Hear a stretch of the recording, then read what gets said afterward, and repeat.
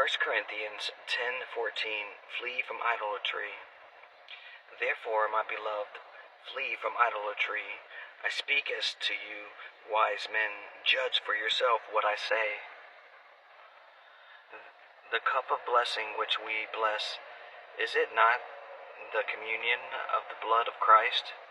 The bread which we break, is it not the communion of the body of Christ? Questions. For we, though through many are one bread, one body, for we are partake of that one bread. Observe Israel after the flesh.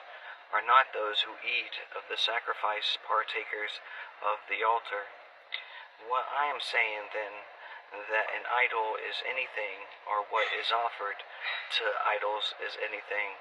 Rather, that the things which the Gentiles sacrifice, they sacrifice to demons, not to God.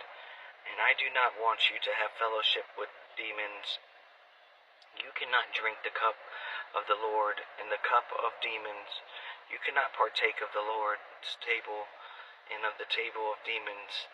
Or do we provoke the Lord to jealousy? Are we stronger than He? Of course not. All the glory of God.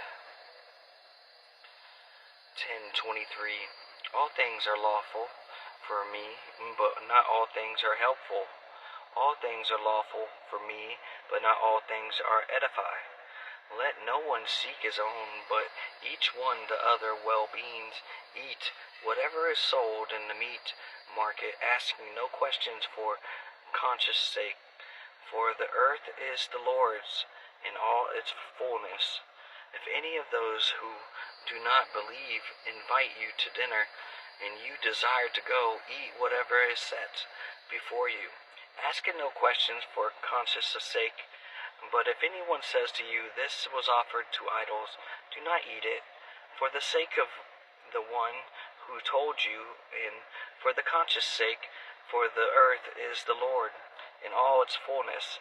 Conscience, I will say, not your own, but that of the other. For why is my liberty judged by another man's conscience? But if I partake with thanks, why am I evil spoken of for the food over which I give thanks?